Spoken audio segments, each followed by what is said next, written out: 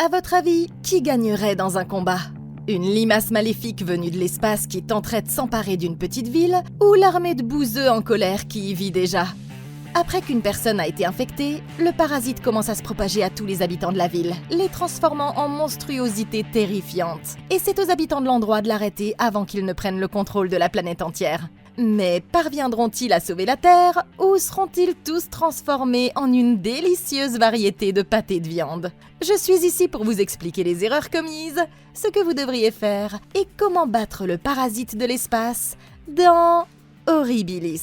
La saison de la chasse est sur le point de commencer.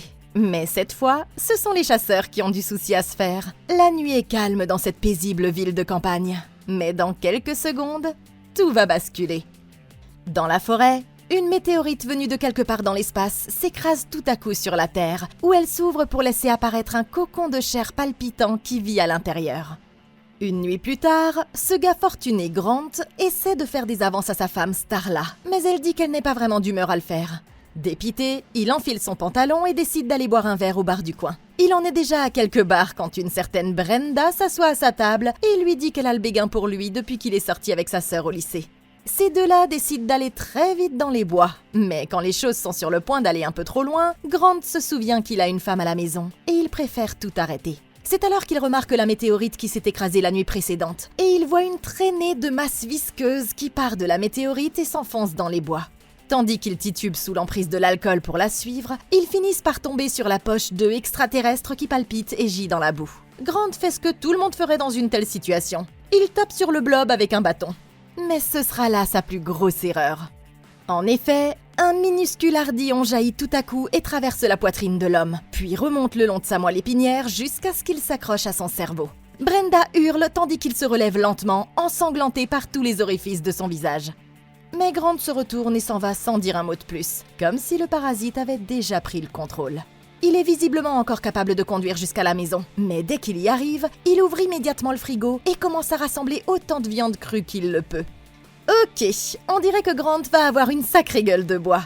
Nous n'avons aucune idée de ce qu'est cette chose. Alors si nous voulons la battre, nous devons d'abord essayer de la comprendre. La créature est peut-être venue de l'espace, mais elle se comporte exactement comme n'importe quelle espèce parasite que nous avons déjà sur Terre, en s'accrochant au corps de l'hôte et en l'utilisant pour sa propre survie. Et comme tous les autres parasites, son objectif premier est de se reproduire. Ce qui rend cette espèce encore plus terrifiante, c'est ce qui est arrivé après que Grant se soit fait piquer. La plupart des parasites vivent sur notre peau, nos cheveux ou à l'intérieur de nos intestins. Mais celui-ci a traversé son corps et s'est installé à la base de son tronc cérébral. Cette zone agit comme un relais entre le cerveau et le reste du système nerveux. En s'y accrochant, le parasite pourra influencer les fonctions motrices de Grant, jusqu'à ce qu'il le conduise comme une marionnette. Maintenant qu'il a trouvé un hôte idéal, il semble que la prochaine obsession du parasite soit de consommer autant de viande crue qu'il pourra en trouver. C'est évidemment une mauvaise nouvelle pour nous, parce que, au cas où vous ne l'auriez pas remarqué, nous sommes des êtres faits de viande. Mais ça nous renseigne également sur le fonctionnement métabolique de la créature. La viande crue est un aliment extrêmement riche en protéines et en calories, dont le parasite aura besoin pour se nourrir lorsqu'il commencera à se développer et à muter vers d'autres formes. Ceci dit, quand il s'agit d'affronter la créature, il est très simple de s'en occuper tant qu'elle est encore à l'état de sac 2. La clé étant de garder ses distances pour éviter d'être touché par l'ardillon ou de porter des épaisseurs supplémentaires de vêtements de protection pour une défense accrue. Ensuite, tout ce qu'il vous reste à faire, c'est de l'écraser, de la faire exploser ou de la rôtir dans les flammes. Faites des folies! Veillez simplement à tuer ce truc avant qu'il ne prenne possession d'un hôte humain. Mais maintenant qu'il a pris le contrôle de Grant, la situation se complique un peu. Il est possible qu'un chirurgien hautement qualifié puisse l'enlever sans causer d'autres dommages. Mais pour ça, il faudrait que Grant dise à quelqu'un qu'il a besoin d'aide avant qu'il ne soit trop tard. Et comme nous allons le voir, ce n'est pas du tout ce qui va se passer. Pas du tout. Cependant, si ça arrive, une fois qu'ils auront compris qu'il a été infecté par une sorte de parasite venu de l'espace, ils pourront le soigner. Le plus important est de le mettre en quarantaine et d'empêcher l'infection de se propager. À partir de là, les médecins pourront étudier le parasite, trouver comment en protéger les autres et peut-être même sauver Grant. Il est important de se rappeler que les parasites ne peuvent pas vivre sans leur hôte. Dans le pire des cas, si Grant meurt, le parasite mourra avec lui. Et tant qu'il n'aura infecté personne d'autre, nous ne devrions plus avoir à nous en préoccuper. En définitive, Grant devrait se rendre aux urgences le plus rapidement possible pour se faire examiner. Mais je pense qu'il est assez clair qu'il n'est plus celui qui contrôle la situation, et que ce parasite a d'autres plans derrière la tête. sa tête. Starla part le lendemain matin sans savoir ce qui s'est passé. Mais pendant qu'elle est au travail, Grant est occupé à se construire un nid au sous-sol et il achète bizarrement tous les steaks disponibles au supermarché. Quand elle rentre à la maison, elle remarque qu'il y a un nouveau cadenas sur la porte de la cave, mais il parvient à détourner l'attention en prétendant qu'il s'agit d'une surprise pour son cadeau d'anniversaire. Il semble que personne ne se rende compte de rien pour l'instant. Mais plus le parasite prend le dessus, moins Grant a de contrôle. Et ça l'oblige même à s'attaquer aux chiens du voisinage pour assouvir sa faim. Plus tard dans la nuit, il se prépare pour un événement en ville, quand Grant remarque qu'il a des éruptions cutanées dégoûtantes. Le parasite reprend le contrôle, le forçant à entrer dans la salle de bain où Starla est en train de se doucher, alors que 2 tentacules bizarres émergent de sa poitrine. Il tend la main vers la porte, mais il est capable de résister à la dernière seconde et crie à sa femme qu'il la retrouvera à la fête avant de s'enfuir de la maison. Au lieu d'aller en ville, Grant va voir Brenda chez elle, cherchant à régler certaines affaires inachevées la nuit précédente. Elle dit que son mari est parti pour le week-end et l'invite à l'intérieur sans hésiter. Mais la vérité, c'est que Grant a quelque chose d'autre en tête. Quand elle pense qu'ils sont sur le point de passer aux choses sérieuses, Grant déchire sa chemise, révélant l'éruption cutanée dégoûtante qui s'est lentement développée en dessous. Et avant qu'elle ne puisse s'échapper, Grant la cloue fermement sur place, tandis que les 2 tentacules sortent de sa poitrine et pénètrent dans le ventre de la femme, la gavant d'une substance extraterrestre dégoûtante, tandis que lui reste assis, souriant, sur le canapé. Plusieurs heures plus tard, Starla rentre chez elle après la fête, inquiète que son mari ne soit pas venu. Elle l'appelle et le trouve assis dans le salon plongé dans l'obscurité, la tête couverte d'excroissances dégoûtantes qui, selon lui, proviennent d'une piqûre d'abeille. Horrifié, sa femme veut l'emmener à l'hôpital, mais il affirme qu'il a déjà consulté son médecin et parvient encore une fois à dissimuler la situation pour l'instant. Ce n'est qu'au matin que Starla entre en contact avec le médecin de son mari, mais celui-ci lui répond qu'il n'a aucune idée de ce dont elle parle. Pendant ce temps, Grant ramasse d'autres carcasses d'animaux dans les bois et il les apporte dans une grange abandonnée où il garde Brenda enchaînée au mur et la nourrit kilo après kilo de cette viande avariée et répugnante. Ce soir-là, Starla est en train de sortir les poubelles quand le chef de la police locale Bill et son partenaire Wally s'arrêtent dans son allée. Il lui explique que Brenda n'a pas été vue depuis plusieurs nuits et qu'il y a eu des signes de lutte. La mauvaise nouvelle, c'est que son mari est la dernière personne à avoir été vue en train d'entrer chez elle. Mais Starla leur dit qu'il n'est pas à la maison. Elle prend la carte de l'officier et accepte de les appeler dès qu'il sera de retour. Une fois qu'ils sont partis, sa méfiance prend le dessus et elle défonce la porte verrouillée du sous-sol, s'aventurant à l'intérieur pour découvrir que l'endroit est devenu une fosse septique de carcasses et de sang.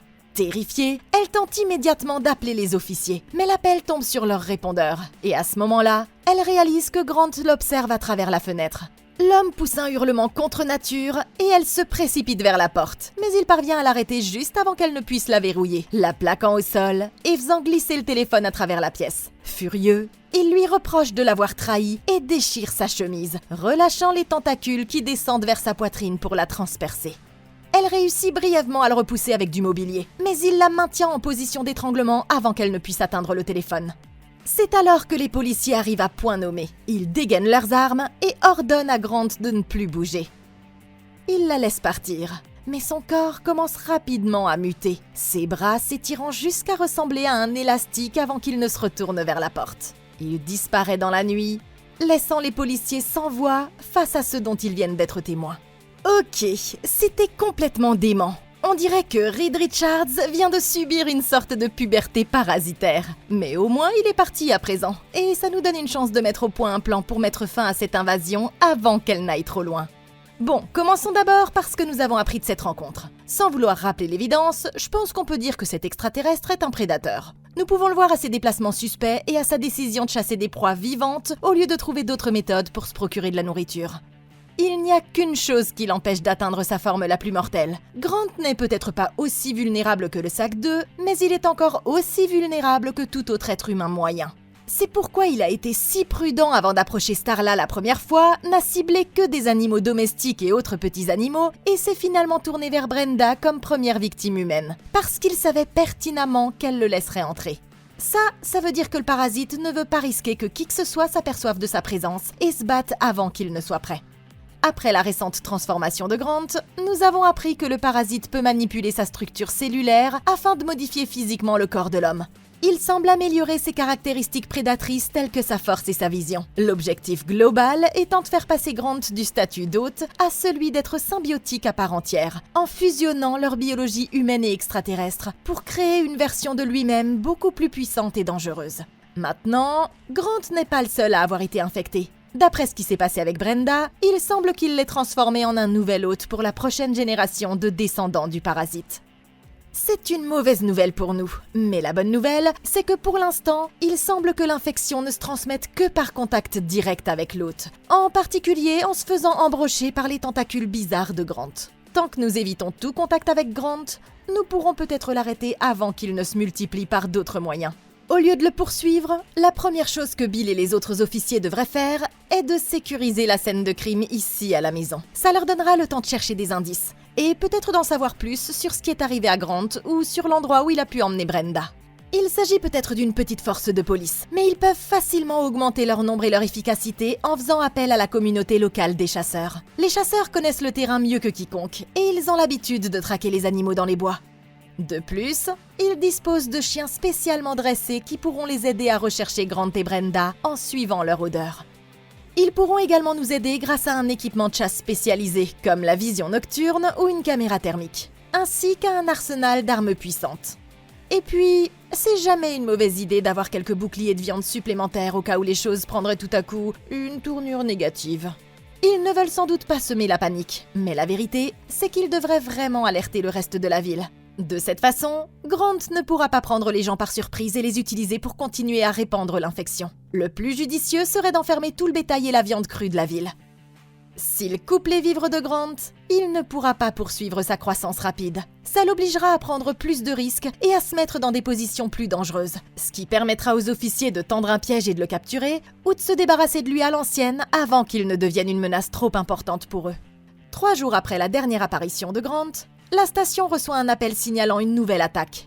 Cette fois dans une ferme isolée à la périphérie de la ville. Quand ils arrivent sur les lieux, ils trouvent les chiens du propriétaire déjà déchiquetés. Et l'homme a apparemment traîné une vache entière dans la forêt à main nue. Les bois sont trop épais pour les fouiller tous en même temps, mais Bill demande à ses officiers de rassembler des chasseurs locaux et de les retrouver au poste, parce qu'il vient de comprendre où Grant va frapper la prochaine fois, en retraçant les lieux de toutes les attaques précédentes. Le schéma montre que son prochain objectif devrait être une ferme située au nord de la ville. S'il a raison, il ne sera pas nécessaire de traquer l'homme, puisqu'ils n'auront qu'à se cacher à la ferme et à attendre que Grant vienne à eux, au lieu de le chercher. Après avoir sorti un arsenal d'armes capable de résister à une invasion d'extraterrestres, les adjoints les chargent toutes et se dirigent vers leur véhicule. Mais ils se retrouvent tout à coup face à Starla. Elle sait qu'ils sont à la recherche de Grant, mais elle leur fait remarquer qu'ils ne trouveront jamais Brenda s'ils ne le capturent pas vivant, ajoutant qu'elle est la seule personne en qui son mari a confiance.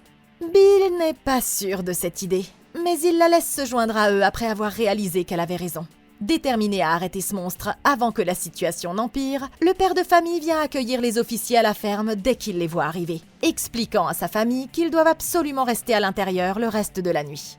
La moitié de l'équipe n'est pas encore sûre de croire à la vérité, mais le fermier ouvre la voie pour qu'ils se familiarisent avec la propriété et ils installent un camp où ils resteront cachés jusqu'à la tombée de la nuit. Tard dans la nuit, tout le monde se sépare en petits groupes, attendant à différents endroits de la propriété que Grant se montre enfin. Pendant un moment, il semble qu'ils aient pu se tromper, mais au moment où le maire se tourne pour jeter un coup d'œil, il voit l'homme s'approcher à travers les hautes herbes à quelques mètres de là. Sauf qu'il ne s'agit plus du tout du même Grant que celui qu'ils ont rencontré il y a 3 nuits. Il s'est complètement transformé en une incroyable monstruosité extraterrestre, avec des tentacules sortant de tout son corps et un visage couvert d'une substance visqueuse dégoûtante et sanguinolente. Les autres ne peuvent que l'observer choqués, tandis que le monstre émerge des bois. Il s'approche d'une vache et lance un de ses longs tentacules, tuant l'animal instantanément en lui transperçant le cou. Ça demande d'ajuster le plan de bataille initial, et même le chef n'arrive pas à savoir ce qu'il devrait faire ensuite. La créature prend la vache et commence à se diriger vers la forêt. Mais c'est alors que Starla se sépare du groupe pour suivre sa trace, forçant les autres à courir après elle. Elle le rattrape et décide d'essayer d'atteindre son côté humain, en lui parlant comme s'il était toujours son mari au fond de lui. Étonnamment, l'homme est toujours conscient de ce qui se passe, et il admet qu'il est simplement effrayé.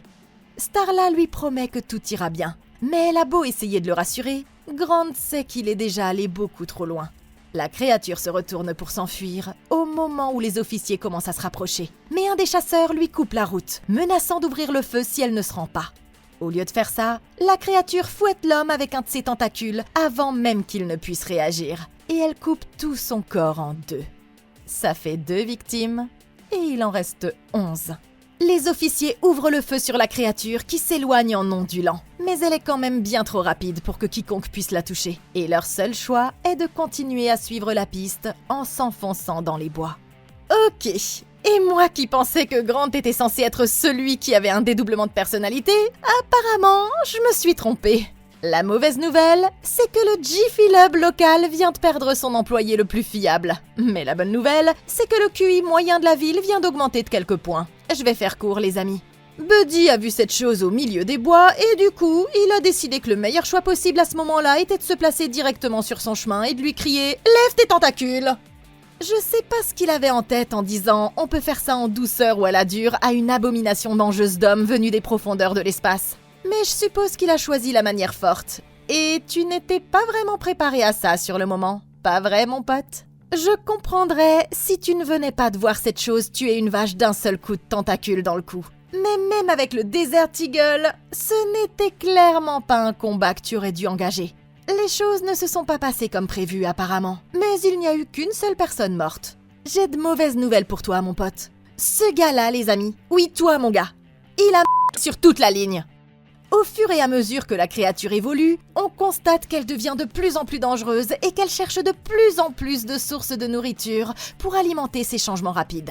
Il semble que le parasite ait reconstruit la structure musculaire de Grant afin de lui donner une force surhumaine, comme le montre sa capacité à traîner un animal de 450 kg derrière lui comme si de rien n'était. La créature peut également utiliser ses tentacules pour effectuer des attaques précises pouvant atteindre une distance d'environ 3 mètres, et elle est assez forte pour couper un homme en 2 en un clin d'œil.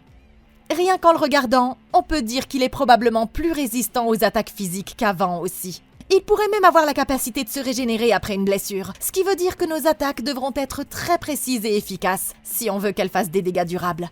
Maintenant, comme nous l'avons déjà mentionné, son besoin constant de viande crue pour alimenter ses changements pourrait s'avérer être la plus grande faiblesse de Grant. Bill a pu prédire avec précision où il se montrerait la prochaine fois, parce que son prochain objectif a toujours été de chercher plus de nourriture. C'est pourquoi nous devons avertir tous les habitants de la ville de se protéger, ainsi que leurs animaux de compagnie et leur bétail, jusqu'à ce qu'ils aient réussi à l'éliminer.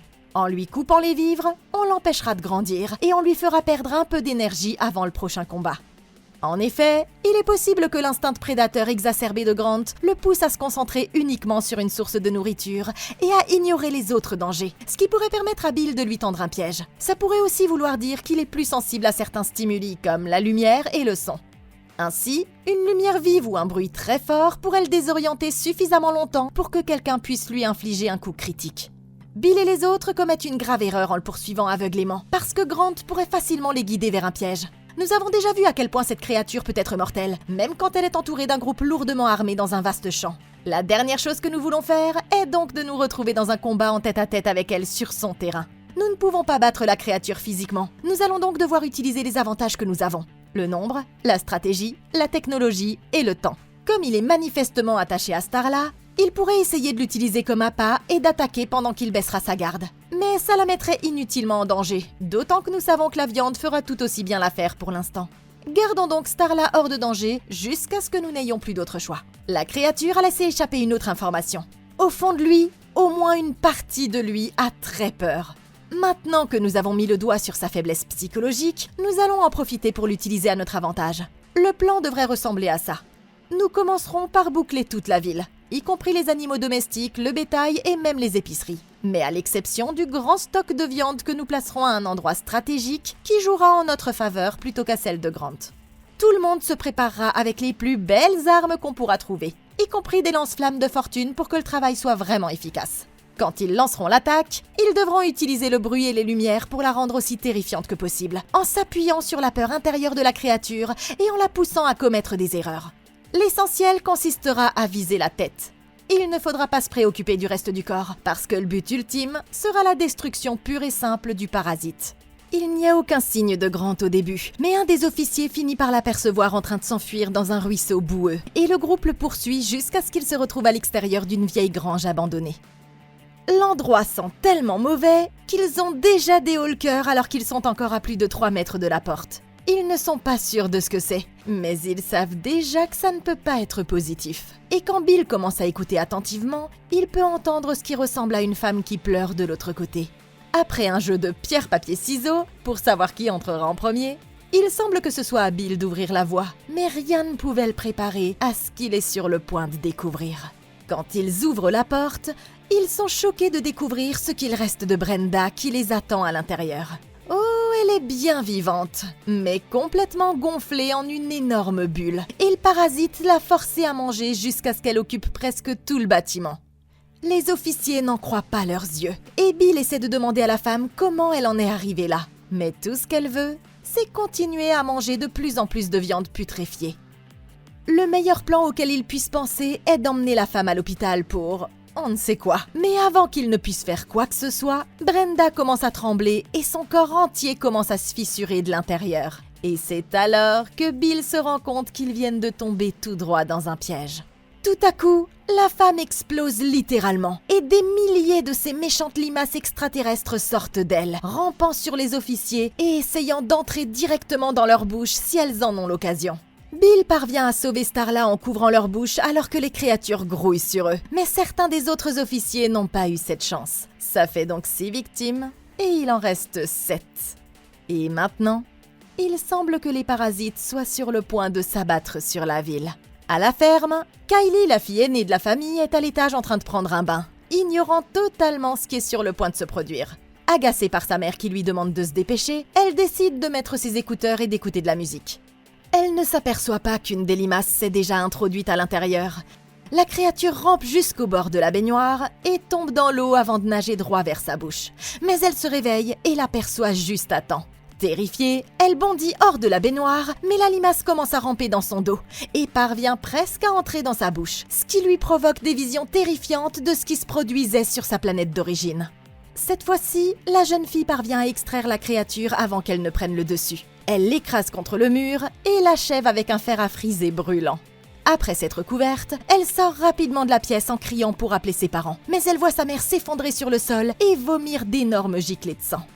Elle entend ses petites sœurs crier depuis leur chambre et alors que d'autres créatures entrent dans la maison, elle réussit à défoncer la porte verrouillée en se servant d'une statue. Quand elle arrive enfin à l'intérieur, elle se rend compte que les 2 filles ont déjà été victimes des parasites et que des dizaines d'entre eux sont sur le point de s'en prendre à elle. Ce qui ne lui laisse pas d'autre choix que de passer par la fenêtre et de sauter du toit. Après avoir atterri dans le jardin, elle voit son père tituber à l'extérieur et s'effondrer sur le porche. Ce qui veut dire qu'on en est à 10 victimes et il en reste encore beaucoup d'autres.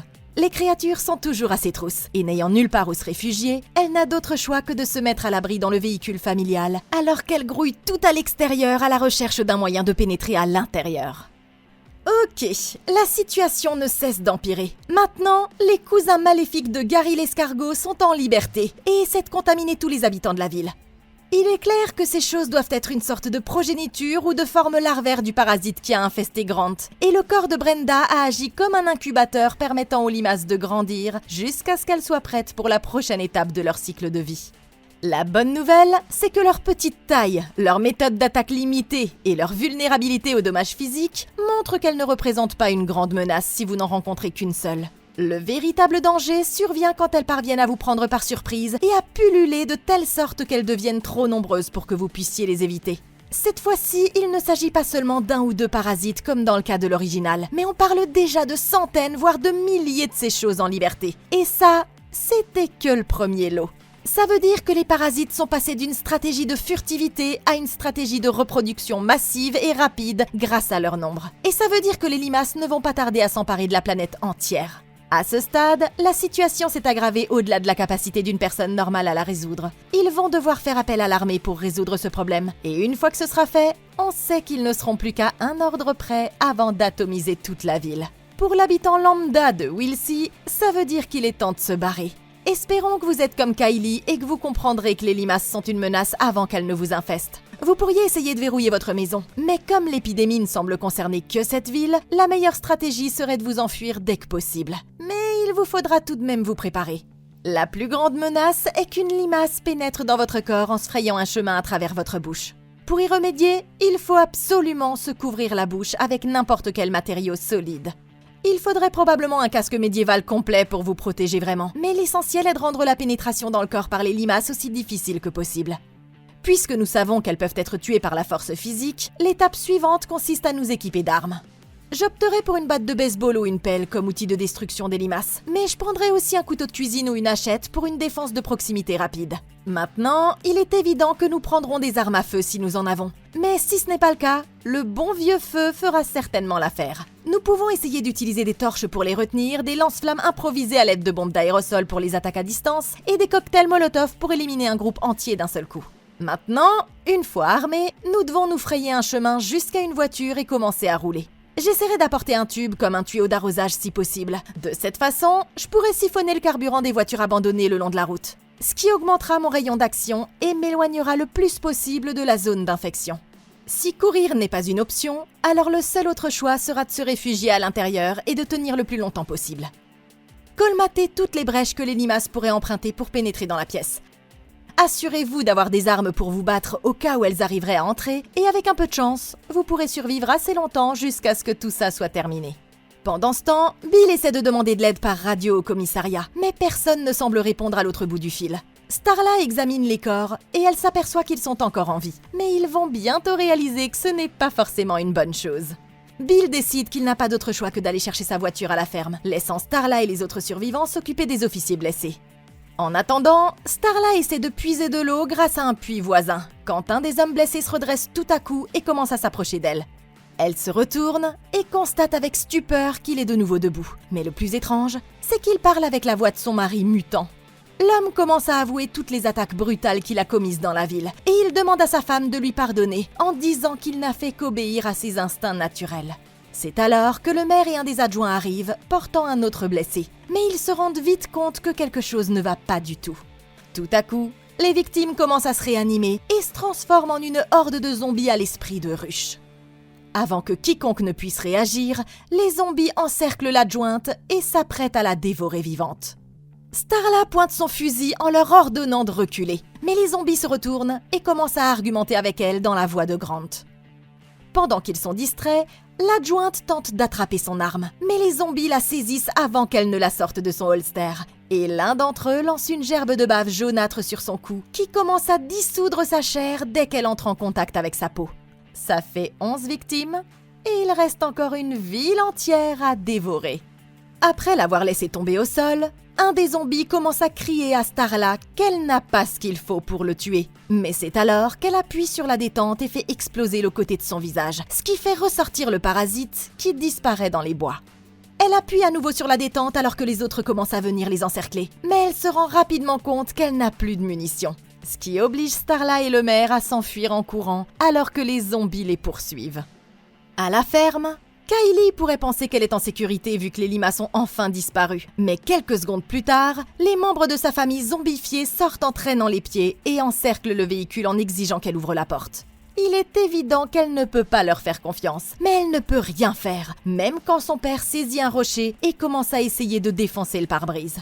Heureusement pour elle, le chef de la police, Bill, arrive juste à temps et elle se précipite vers lui pendant que la famille est distraite, expliquant frénétiquement que les bestioles ont pris possession de leur cerveau. Tout à coup, ils sont attaqués par derrière par un autre zombie armé d'une pelle qui fait tomber Bill à terre. Mais alors qu'il s'apprête à le tuer, Bill lui fait sauter les orteils à l'aide de son revolver, ce qui leur donne une nouvelle chance de s'enfuir. Autour d'eux, des dizaines de zombies affluent vers la propriété. Une femme zombifiée crache même un jet d'acide dans leur direction, mais ils l'esquivent et parviennent à courir jusqu'à la voiture de l'officier. Il fait monter la fille sur le siège arrière et parvient à se glisser à l'intérieur de la voiture au moment où un autre jet de salive frappe la vitre. Au même moment, il voit Starla et le maire traverser la route en courant. Le maire s'emmêle les pieds dans du fil de fer, mais au moment où un des zombies s'apprête à le tuer, Bill accélère et lui fonce dessus avec sa voiture. Le zombie tombe aux pieds de Starla et elle le tue brutalement en lui plantant une pointe de fer dans le cou. Puis, ils s'enfuient tous les quatre à toute vitesse, tandis que la horde de zombies qui ne cesse de croître les suit en traînant les pieds dans la rue. Ok. Waouh! Comme si les choses ne pouvaient pas être pires, il semblerait que le parasite ici présent vienne de débloquer une nouvelle étape de son putain de cycle de vie. Les zombies ordinaires sont déjà assez dangereux, mais ceux-là sont encore pires. Quand vous prenez des chamblers standards ou même des sprinters plus avancés, ce ne sont que des machines à tuer sans cervelle qui réagissent à des stimuli. Vous pouvez facilement prévoir leurs actions et utiliser les stratégies appropriées pour les déjouer. Mais ces zombies-là sont différents. Ils partagent tous l'intelligence collective de Grant et des parasites. Ce qui veut dire qu'ils sont capables de formuler des plans, de travailler en équipe et même d'utiliser des objets et de tendre des pièges. Non seulement ça, mais ils peuvent aussi communiquer instantanément entre eux pour réagir à toute nouvelle information.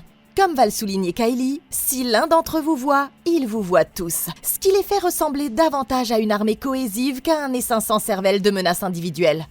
Le seul moyen de tuer définitivement un zombie et une limace est de recourir à la méthode toujours fiable de la destruction complète du cerveau. Avec autant de limaces, essayer d'éliminer tous les zombies serait un énorme gaspillage d'énergie. Au lieu de ça, nous devons nous attaquer à la source du problème et nous concentrer sur la recherche et la destruction de Grant lui-même. Après avoir déclenché leur piège, ils devront concentrer toutes leurs attaques sur sa tête. Bon, ces gars-là ne sont pas stupides. Et ils sont sur le point de mettre au point un plan assez similaire. Mais malheureusement, ça ne va pas se passer exactement comme ils l'espéraient. Une fois qu'ils sont à bonne distance, Bill se remet à appeler le commissariat par radio. Cette fois, c'est la réceptionniste, Shelby en l'occurrence, qui décroche enfin. Mais elle n'a pas entendu parler de ce qui se passe en ville. Bill dit à la femme qu'elle doit contacter le CDC, mais dès qu'il raccroche, des dizaines de limaces jaillissent tout à coup de la bouche d'aération située juste au-dessus de sa tête. Ce qui fait 12 victimes, et il en reste encore des centaines à infecter. Quand ils atteignent la périphérie de la ville, Bill rappelle pour prendre des nouvelles de Shelby, mais elle lui répond avec la voix de Grant, en disant qu'ils sont sur le point d'avoir une mauvaise surprise. Tout à coup, ils sont complètement pris au dépourvu par un véhicule lancé à pleine vitesse qui les fait sortir de la route. Et le temps que Bill retrouve ses esprits, ils sont déjà encerclés par une horde de zombies en train de hurler. Bill étant incapable d'ouvrir la porte, les monstres entraînent Starla au loin, alors que lui essaie tant bien que mal de sortir par la fenêtre. Il parvient à faire sortir Kylie avant qu'il ne l'emmène, mais le maire est toujours sonné par l'accident, ce qui les oblige à le laisser pour mort pendant qu'eux s'enfuient pour sauver leur vie. Après s'être faufilé jusqu'au poste de police pour prendre une grenade dans la réserve d'armes, ils tombent sur un groupe de zombies qui vomissent de l'acide sur une personne qu'ils ont capturée. Bill observe leur comportement, et il se rend compte qu'ils emmènent tous les corps dans le nord de la ville. Et il pense qu'en les suivant, ils pourront sûrement trouver l'endroit où ils ont emmené Starla. Ce n'est peut-être pas le meilleur des plans, mais c'est visiblement tout ce qu'ils peuvent encore faire. Un peu plus tard, Starla se réveille et découvre qu'elle a été ramenée dans son ancienne chambre. Les zombies l'ont même lavée avant son grand jour avec Grant. Et maintenant, elle l'entend qui l'appelle pour qu'elle descende. Mais d'après ce qu'elle entend, il est évident qu'elle ne va pas aimer ce qu'elle va voir. Elle remarque une brosse aux manches pointues sur la table. Elle en retire rapidement les poils et le cache sous sa robe, sachant que son seul choix sera d'affronter Grant face à face.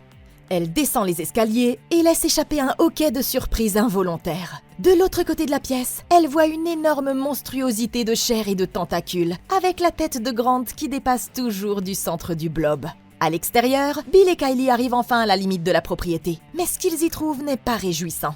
L'endroit est déjà envahi de zombies, mais c'est alors que Bill aperçoit Starla par la fenêtre, et il est conscient qu'il n'aura qu'une seule chance de réussir ce qu'il a à faire. À l'intérieur de la maison, la créature enroule ses tentacules autour du corps de Starla, lui reprochant en hurlant d'avoir essayé de le tuer et d'être avec le chef de la police au lieu de ça. Elle comprend rapidement que sa seule chance est de jouer le jeu.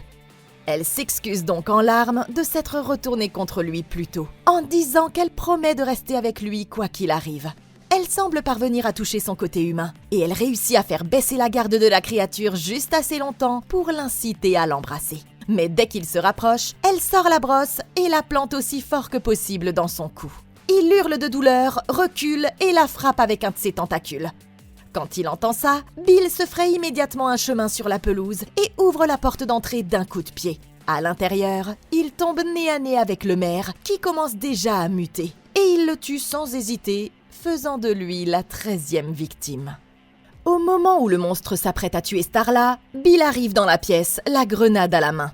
Mais dès qu'il la dégoupille, la créature l'envoie de l'autre côté de la pièce. Il parvient à la récupérer juste à temps, mais avant qu'il ne puisse la lancer, le monstre fait passer tout son corps par la fenêtre et la grenade explose inutilement au fond de la piscine. Au même moment, le monstre saisit un canapé et le projette directement sur Kylie avant de libérer 2 de ses faiseurs de bébés pour aller s'en prendre à Bill.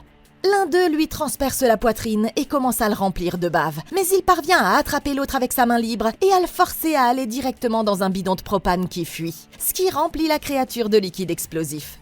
Puis, la créature ramène Bill à l'intérieur. Starla réalise que son seul choix est de tirer. Elle saisit son arme et tire sur le blob, le faisant instantanément exploser dans une boule de flammes. Les zombies tombent immédiatement au sol dans toute la propriété maintenant que le maître a été éliminé. Et il semble que la Terre soit enfin sauvée. Starla, Bill et Kylie ici présents ont même réussi à survivre à l'incident. Mais il y a juste un problème. Ils n'ont pas retenu la leçon la plus importante de toutes. Ils ont oublié de détruire le cerveau. Horribilis. Oui, ce film était cool. Je l'ai d'ailleurs vu pour la première fois récemment. Je l'avais raté en salle. Mais je me souviens que quand il est sorti, tout le monde en a fait des tonnes parce que James Gunn était un sujet brûlant à l'époque. Je veux dire par là qu'il sortait tout juste d'un traumatisme. C'était bien avant les Gardiens de la Galaxie. Et Horribilis était honnêtement assez novateur. Et en plus, avec Michael Rooker. Ouais, au top. Mais qu'auriez-vous fait différemment ? Dites-le moi dans les commentaires ci-dessous. Merci beaucoup d'avoir regardé. Laissez un like, abonnez-vous et consultez la playlist de Comment battre pour d'autres vidéos comme celle-ci. Je suis là pour vous. Moi, je vous donne rendez-vous dans la prochaine vidéo. Et d'ici là, passez une excellente journée!